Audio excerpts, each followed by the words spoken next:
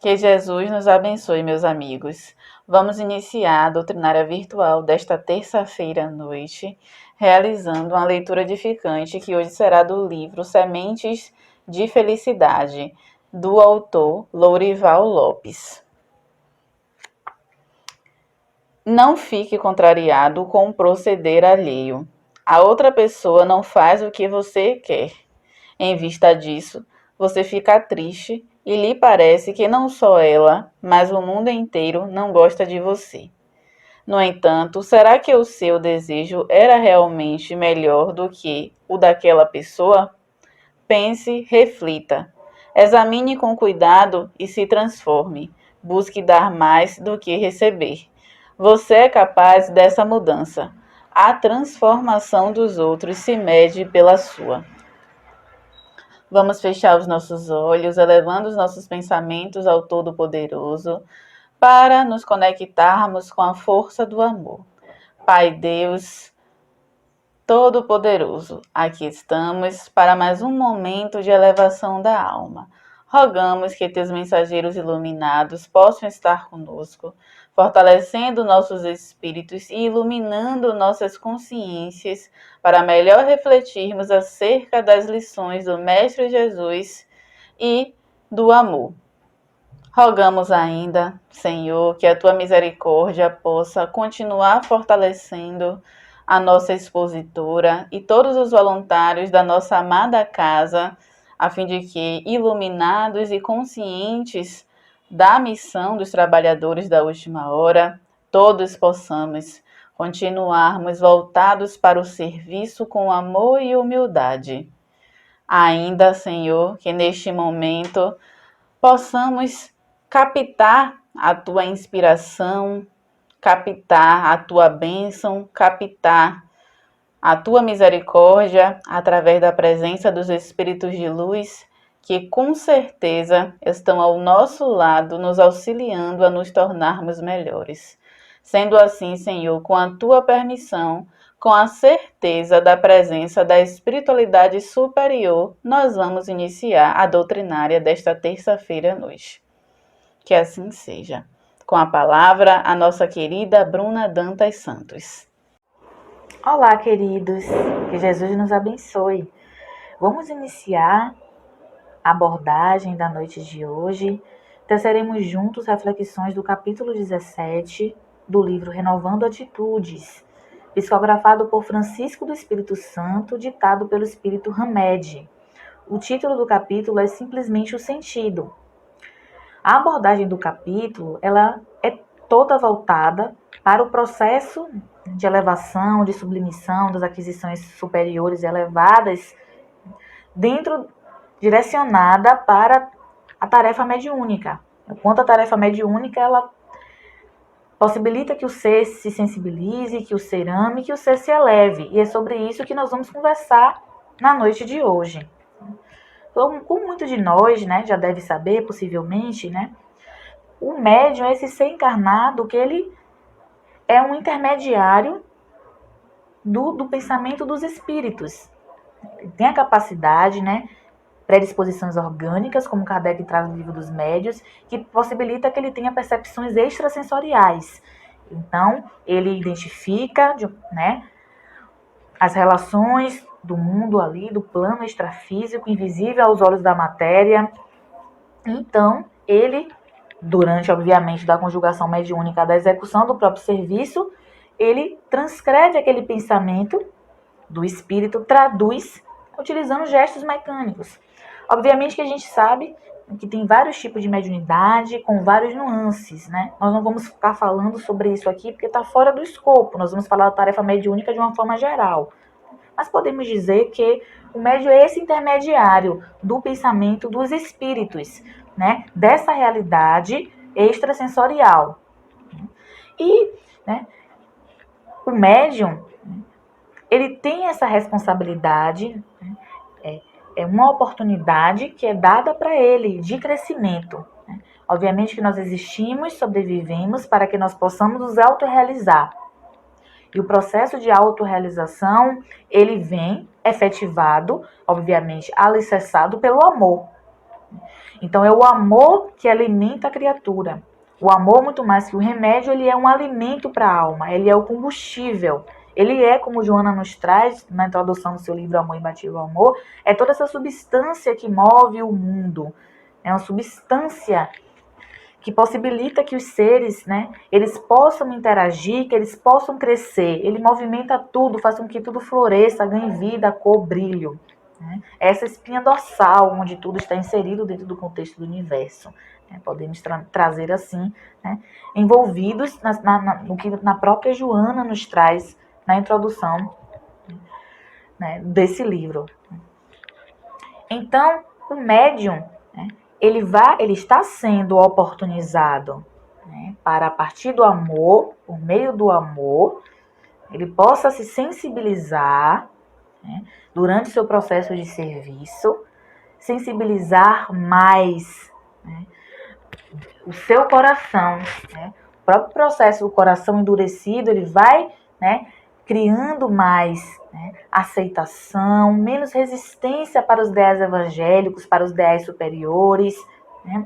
Podemos dizer que o médium ele tem essa oportunidade pela sua própria interação com o plano extrafísico, né, principalmente, né, para o médium psicofônico, né, de interagir com as dores de uma gama de espíritos, né, que se achegam perto dele, obviamente, né, precisando de um amparo, né, que o médium ele deve trabalhar a serviço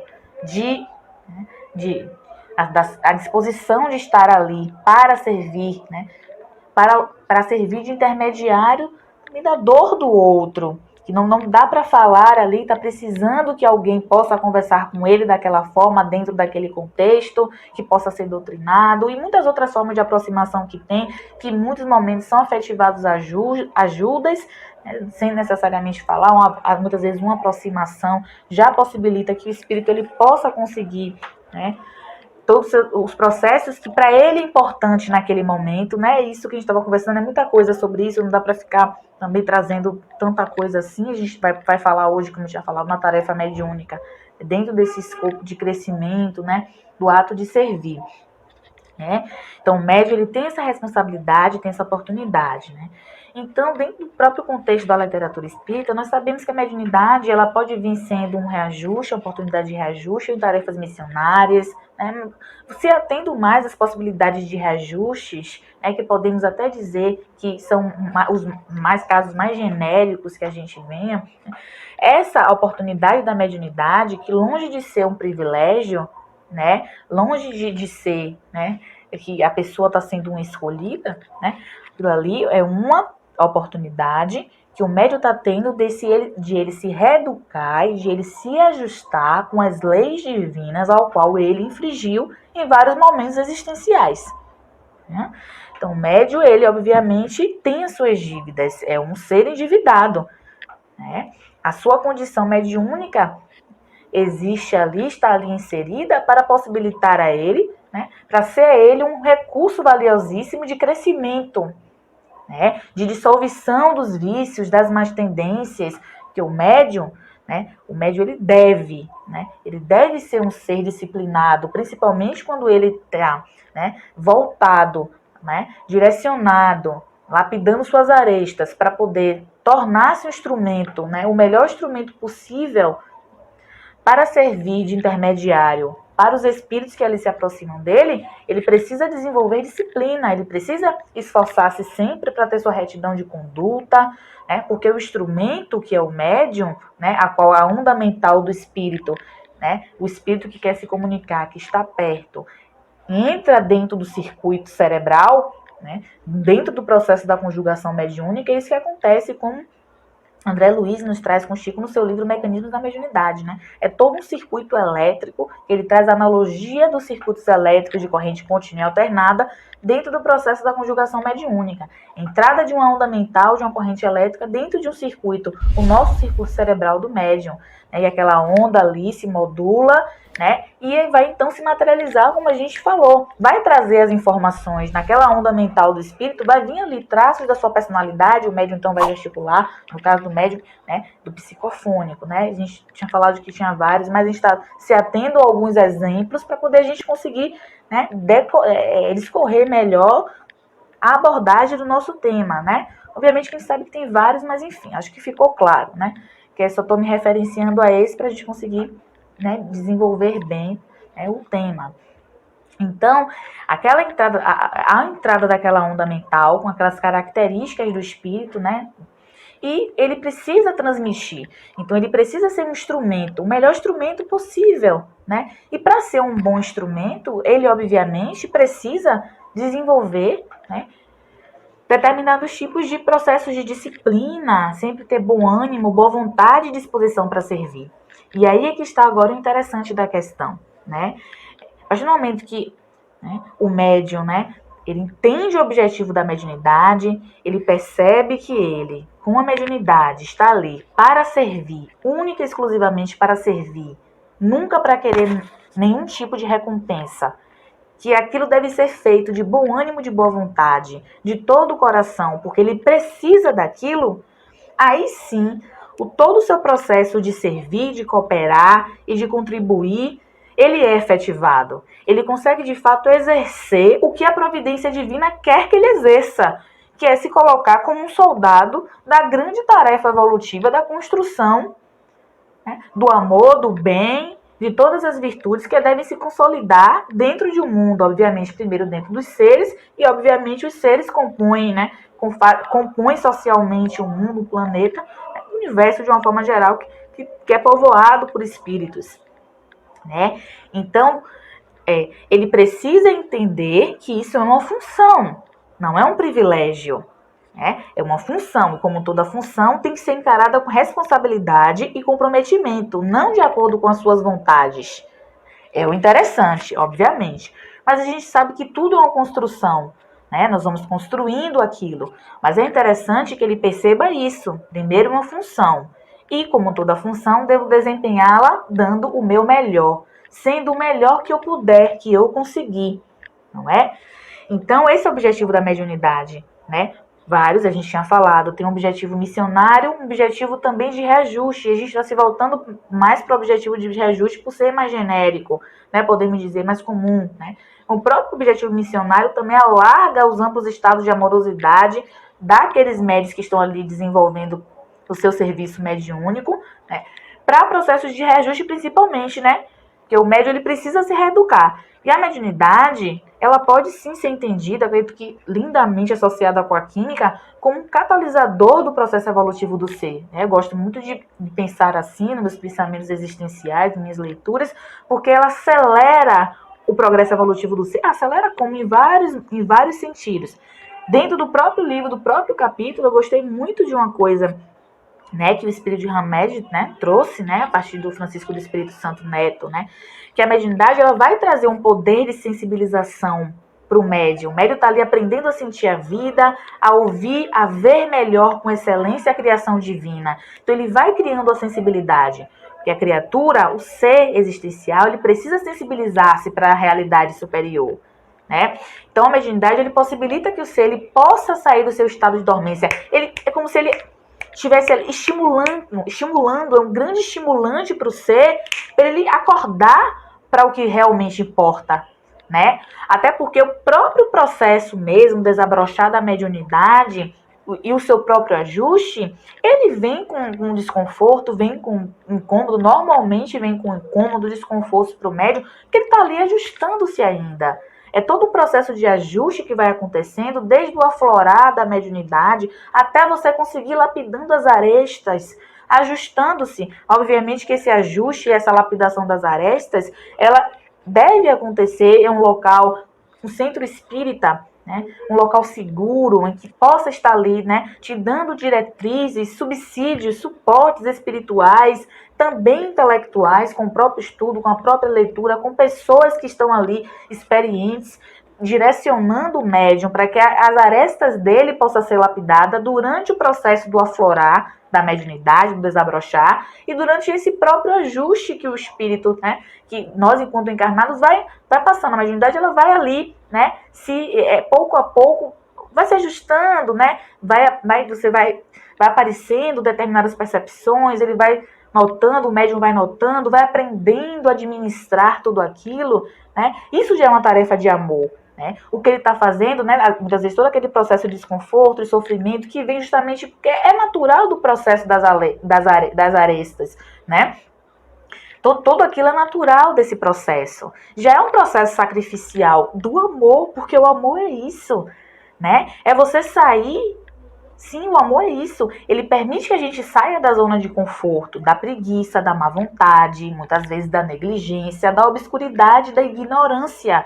Então, esse movimento, né, de que o amor faz isso com a gente, ele nos sensibiliza. E quando esse processo de sensibilização que o amor nos faz, né, ele é caracterizado, né, principalmente por esses processos sacrificiais, né, de renúncia, de dores, né, durante alguns processos, sim. Não quer dizer que é sempre assim, mas em alguns contextos é assim. Mas é um processo, é só aquele momento vai trazer aquele desconforto, mas depois os benefícios que você colhe são muito maiores que os desafios iniciais para conseguir atingir, né, podemos dizer, uma forma ajustada, uma forma equilibrada.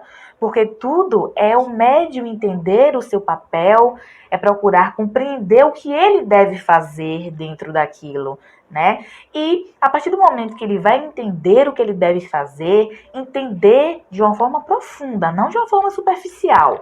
Ele precisa compreender em profundidade o objetivo que ele tem dentro daquele contexto mediúnico. Ele não pode se sentir especial dentro do contexto, não é? Ele tem que se sentir, né, fortalecido, mais fortalecido para a caminhada, porque oportunidades estão sendo dadas para ele, né? E ele precisa ser fiel àquilo que lhe foi confiado. Foi-lhe confiado algo e ele precisa ser fiel àquilo.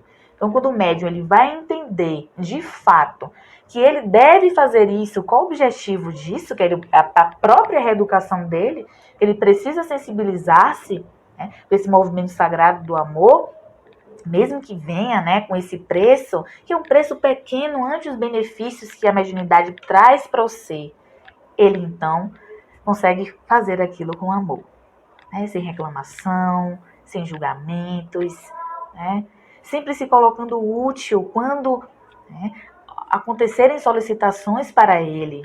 Ele vai, porque é um trabalho, e é um trabalho mesmo, né? Como se fosse um trabalho material que muitas vezes é mais fácil da gente seguir do que o nosso trabalho, né? De aprender, né?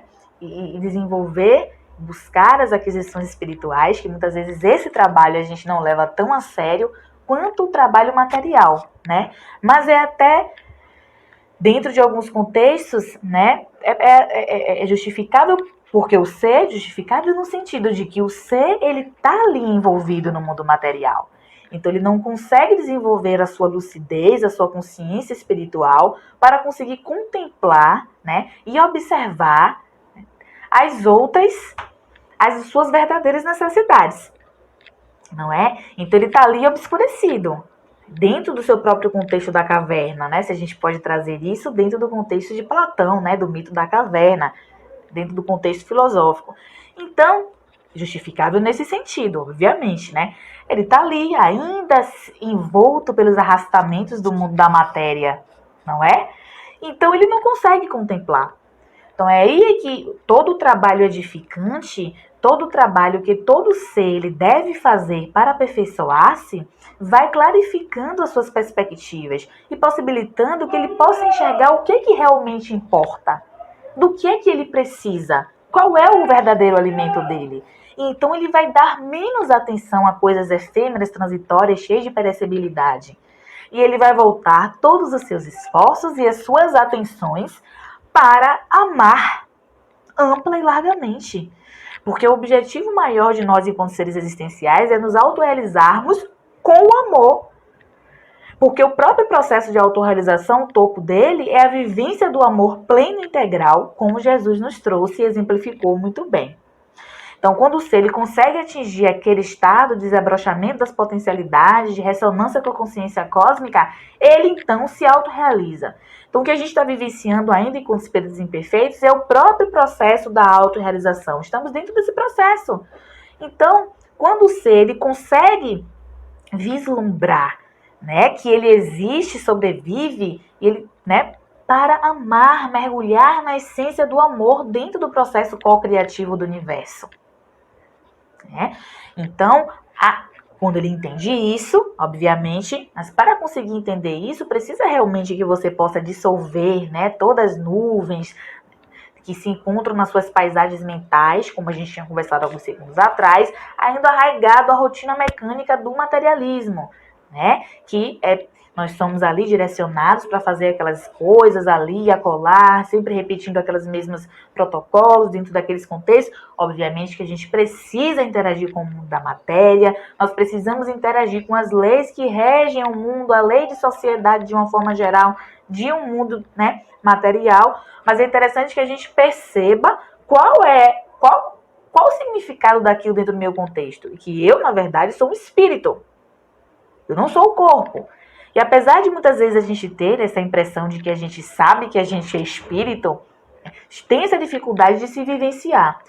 Vivenciar, né? Vivenciar como espírito, obviamente, eu estou falando aqui do espírito encarnado. Mas ter essa consciência de espírito é você saber que você é espírito e você, né, tentar ao máximo ampliar essa consciência de imortalidade e de que você é um viajor de várias eras e que aqui é apenas um momento transitório. De muitos que você possivelmente teve e ainda vai ter, né? É possível que ainda tenha também. Então, quando o médium, como nós estávamos conversando anteriormente, ele consegue entender isso, pronto, já é um grande passo. Né? A sua tarefa vai ser desempenhada com amor, vai ser desempenhada com atenção, com humildade. Né? Que esse é o objetivo da mediunidade, é que nós possamos nos tornar instrumentos do amor. Porque ela faz isso com o médium, com aquele médium, né? Aquele médium que se propõe, encara com seriedade aquele trabalho, por dentro dele, todo o movimento de sensibilização, ele vai acontecendo. Né? Então, o médium é como se ele fosse condicionado a criar o hábito de amar. Afinal, são tantos espíritos para socorrer, cada um com histórias de vida, né, com dores, com angústias, com tormentos, que a partir do momento, quando o médium, obviamente, se propõe a trabalhar com seriedade dentro de um local, de um centro espírita que está ali te direcionando de uma forma adequada, te dando as orientações e subsídios, como estávamos conversando, ele consegue fazer esse movimento de uma forma sadia, ele descentraliza-se. Olha que coisa linda. Você percebe a vaidade, né? Todos aqueles mecanismos ainda inferiores, você percebe que ele vai se diluindo pouco a pouco, porque você descentraliza-se. De tanto você servir de intermediário para outras dores que são muito maiores normalmente que a sua, com textos diversos que estão ali inseridos, tratando-se obviamente de comunicações de espíritos em estado de sofrimento, porque o médium ele pode trazer, obviamente, comunicações dos espíritos que estão ali para aconselhar, para orientar, os anjos da guarda, os amparadores do local, né? E bebe dessa fonte viva, uma coisa linda, bebe da fonte viva dos conselhos, porque tudo que sai da boca do médium, o primeiro que ouve, que deve ouvir é ele, porque é dali que está saindo, né? Então, ele é o primeiro que tem que ouvir tudo aquilo, o chamado é primeiro para ele, né? Que jamais tem que se imiscuir do processo, né? Não preciso, e achar que está fazendo um favor sendo médium, está fazendo um favor por espírito, não é. É uma função. E como toda função tem que ser desempenhada, bem é uma tarefa, tem que ser feita com amor, não tem que ser olhada assim. Tem que ser feita de coração, com todo o coração. Não é? Então, ele vai descentralizando-se. Então, essas paisagens desérticas dentro do ser imperfeito, ainda imaturo, né, vai criando campo de aceitação para os eflúvios amorosos da divindade. E o próprio amor consegue encontrar campo de entrada, de plantio, né? De tanto, como estávamos conversando, das comunicações, de situações de sofrimento, né? Que está dentro do trabalho também mediúnico, obviamente, principalmente, ele vai se tornando mais terno, mais sensível, mais preocupado e cria o hábito de se colocar no lugar dos outros. Porque a infraestrutura do amor é justamente colocar-se no lugar do outro. Porque a base do amor, podemos dizer também, é uma compreensão larga dos seres, dos processos, dos seres da caminhada que nós interagimos, né? E dos processos existenciais, esse entendimento, essa compreensão. Então, podemos dizer que a base do amor é a compreensão, né? Então, esse é o significado da mediunidade. Podemos dizer, sim, podemos trilhar por esses caminhos, né? Como a própria literatura nos traz, né? Nós estamos vendo, né? E aí, muitas vezes, a gente se depara com alguns obstáculos, né? Dentro do processo, né? Da execução da tarefa mediúnica, né? Nos impede, né? Muitas vezes ocorrem perdas de oportunidade de crescimento. Acontece bastante, né? Muitos médiuns, né, depois de, né, ouvir os acertos para poder ele vir, né, possuidor daquelas predisposições orgânicas e desenvolver, né, ter as oportunidades ali, né, dentro de muitos contextos, né, tem aquelas oportunidades, quando ele tem aquelas oportunidades ali, né, de estar, né, desempenhando a sua tarefa grandiosa. Muitas vezes tem muitos médicos que desistem, né? Porque como a gente estava conversando logo na primeira parte, né? Precisa-se que você possa fazer, né, todos os seus processos ali de renúncias de muitas coisas.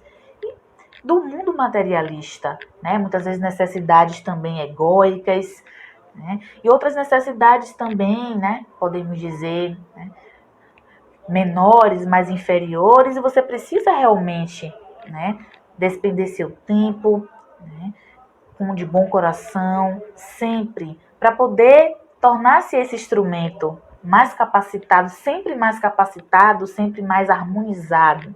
Essa palavra ela é importante, harmonizado, né? Porque o médium ele precisa, né, sempre buscar o equilíbrio, a harmonização, toda a busca do autoconhecimento dele, do processo de harmonização dele de uma forma geral, vai cada vez mais possibilitar que ele possa executar o seu trabalho mediúnico de uma forma sadia,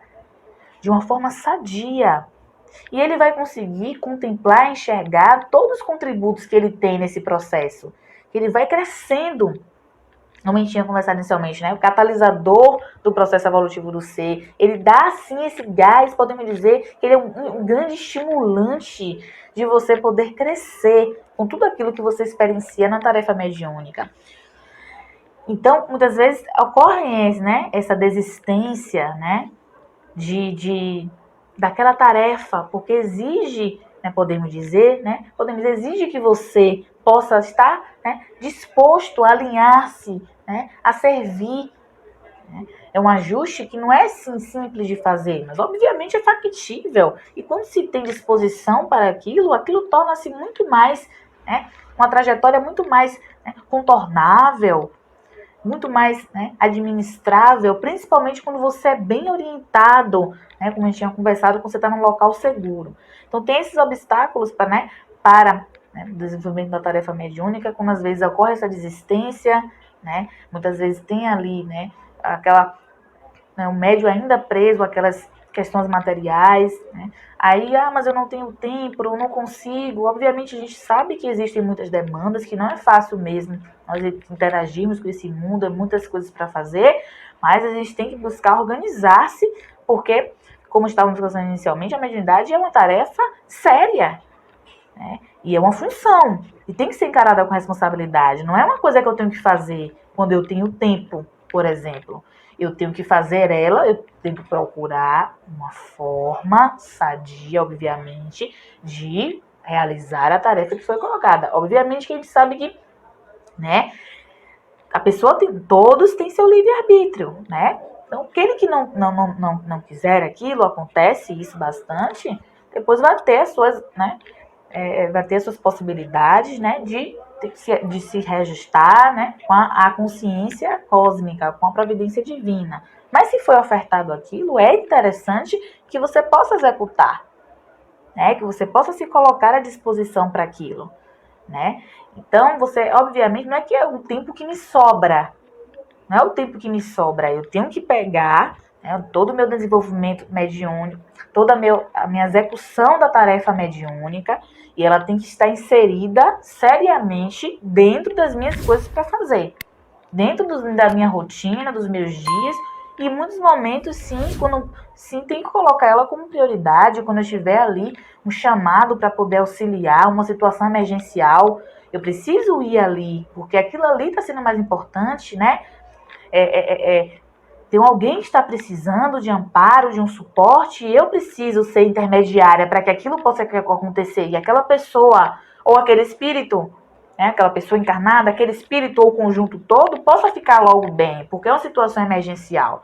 Olha aí que coisa linda, tantos convites que a própria experiência mediúnica ela vai dando a você, para que você possa se desprendendo dos seus próprios interesses pessoais e criando sempre esse espaço para colocar o outro também ali, em muitos momentos, obviamente, em alguns momentos de prioridade, que às vezes precisa, com toda certeza. Você tem que se desprender de suas coisas e dar um suporte, dar um amparo, porque o amor é isso. É esse movimento sagrado, né? Esse movimento sagrado dos eflúvios divinos, né? De você possibilitar estar ali sendo útil. Em muitos momentos você vai precisar realmente se desprender, né? De muitas coisas. E é algo prazeroso, né? Que o bem-estar que dá, ele é indizível, ele é inenarrável, né? A sensação de ser útil para alguém, ou para um grupo, né? Pessoas espíritas, você está ali contribuindo, você está sendo um agente que está contribuindo, é maravilhoso, não é? Então, um outro tipo de obstáculo, muitas vezes o médium se atropela ali na vaidade. É por isso que é interessante, né? Como a gente está falando que a mediunidade é um grande catalisador dos processos evolutivos, que o médium precisa estar vigilante sempre com seus pensamentos, porque ele é um receptor, né? Ele é um receptor das ondas mentais. Ele é um gerador e é um receptor, não é? Podemos dizer assim, com certeza, como o próprio André Luiz e Chico traz o seu livro Mecanismo da Mediunidade. Ele gera pensamentos, os pensamentos dele que são gerados do médium, é por isso que a gente está falando que ele é um catalisador, porque é um processo que é um processo desafiador também, né? Você emite as suas ondas, e as suas ondas que você emite, se estiverem desarmonizadas, elas vão ser atrativas também para os outros espíritos. A onda do médium, ela vai, né? Pela sua sensibilidade, quando essa onda mental sai, você tem aquele poder de indução, de atrair também para o seu campo, né? Para o seu campo mental, para o seu campo eletromagnético de uma forma geral, ali, né, a vinda de ondas próximas, com frequências próximas à sua, né? A própria lei da afinidade, né? Então, ele, como o médium, ele é gerador de ondas e receptor de ondas também, porque ele também capta ondas desarmonizadas ou harmonizadas, né? Podemos dizer assim, principalmente desarmonizadas, dentro de vários contextos que a gente está inseridos, ele capta também. Então, né, a suscetibilidade para se desorganizar emocionalmente é muito grande no médium, né? Então ele precisa realmente ter essa vigilância bastante intensa consigo próprio. E é aí que os recursos de autoconhecimento ele vai entrar, que possibilita que a tarefa ela seja uma tarefa sadia, né? Seja uma tarefa, né, que possa ser feita, né, e traga, obviamente, que o objetivo é esse, benefícios e crescimentos para o próprio médium, né? Então, muitas vezes o médium se atropela na vaidade, né, o ego exacerbado, né, muitas vezes, né, a baixa humildade para ouvir críticas, isso atrapalha bastante, né? Na verdade, os próprios vícios, né, os próprios hábitos destrutivos, eles estão ali para obstacularizar, né, a execução da tarefa mediúnica, né? Que você está ali arraigada ou arraigado ainda a processos viciosos, né? Ainda há hábitos que não são construtivos. Você está criando suscetibilidade para atrair ondas próximas das ondas que você vai emitir quando você estiver executando o seu hábito vicioso, seja o hábito vicioso variados, né? Muitos hábitos viciosos, né? Então, vai aparecer ali, porque obviamente o médium ele é gerador e receptor, então ele vai possibilitar, ele tem naturalmente, organicamente dentro de si a sua própria disposição de atrair, né, esses espíritos, né, ligarem-se ao seu próprio campo, né? Seu próprio campo, né? Suas correntes mentais, elas, né, vão se ligar às outras ondas mentais num processo direto, inverso, né? Então, a possibilidade de você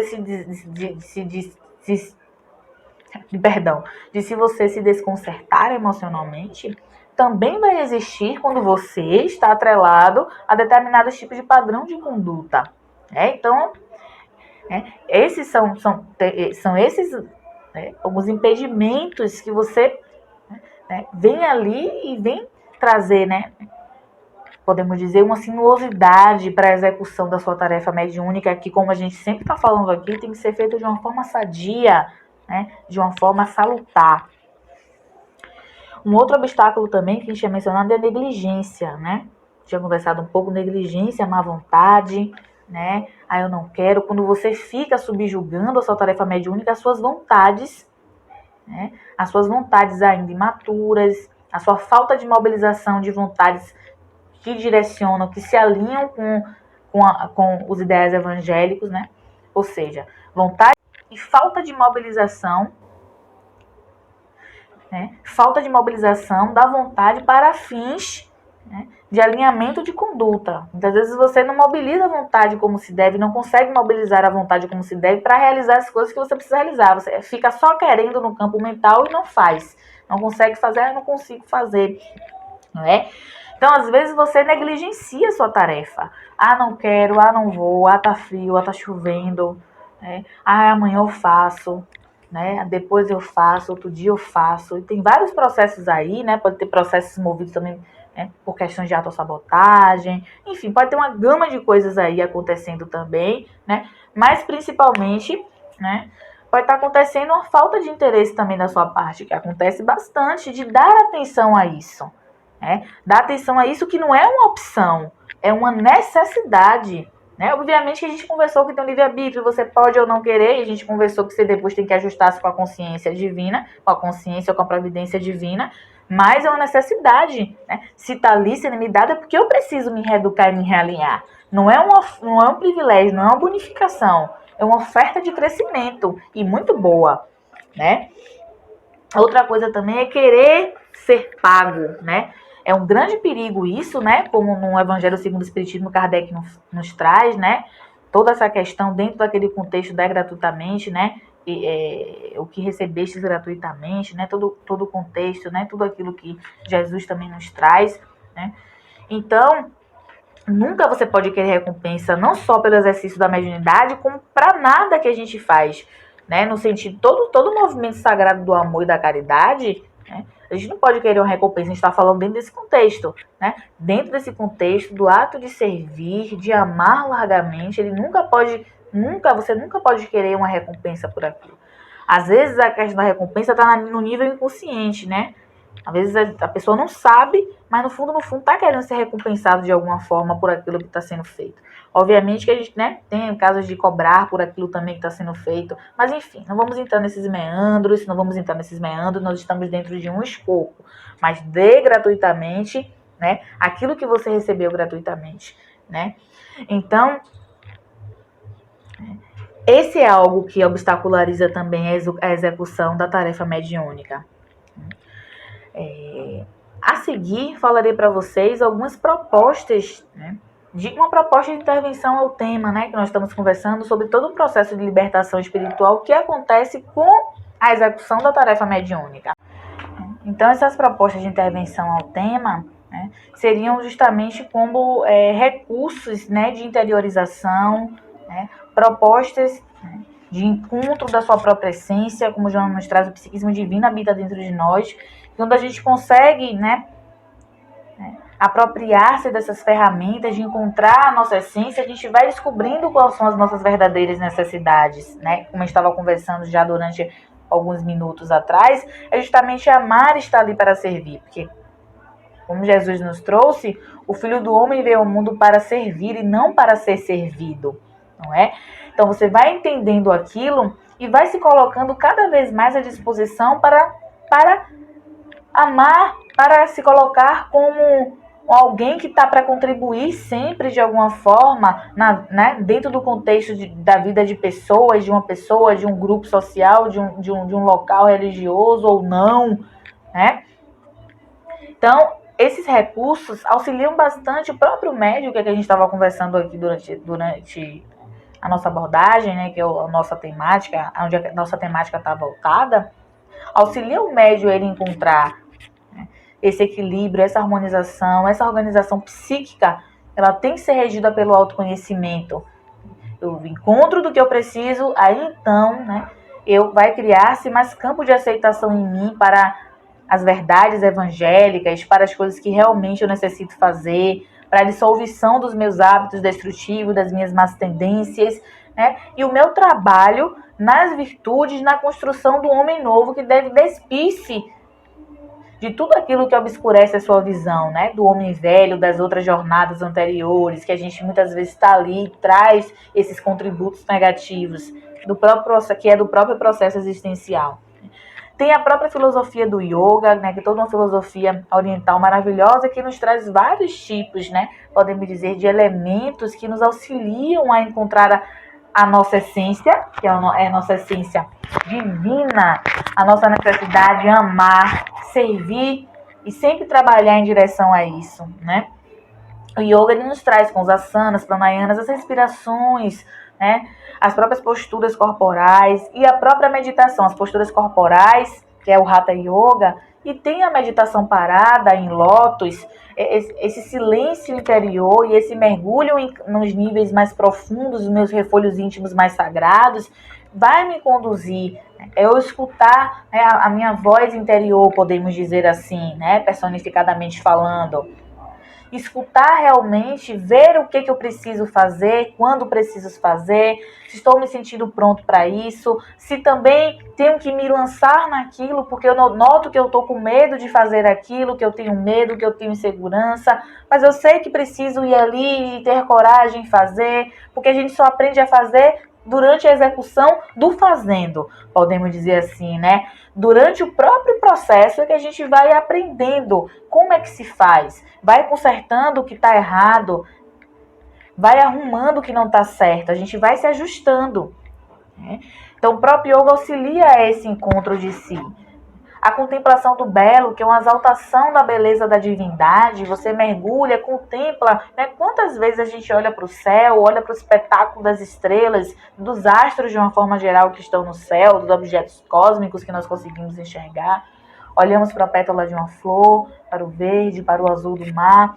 Então a gente entra ali e a gente está condicionando a nossa mente ali, olhando para o belo, a produzir ondas de frequência mais elevada. E isso vai nos harmonizar.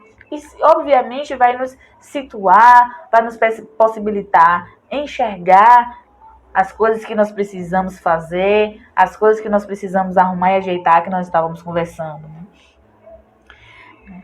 A própria oração, né, que é esse recurso poderosíssimo, né, de amparo, de fortalecimento, de estruturação dos seus painéis mentais, né? Vou estruturar os meus painéis mentais no nível de fazer com que ele produza frequências elevadas de coragem, de resistência ante os impositivos da existência.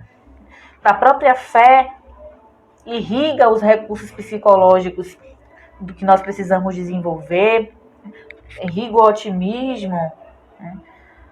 A calma, a paciência e a serenidade para poder passar e atravessar pelos processos tempestuosos que nos envolvem. Então, esses recursos, eles possibilitam que nós possamos, de fato, né, nos persuadir do que nós somos, né, e que não fique só a nível teórico, né? Eu sei que eu sou isso, que nós possamos experienciar isso cada vez mais, né? sempre, sem nunca esquecer que esse é o objetivo maior. Né?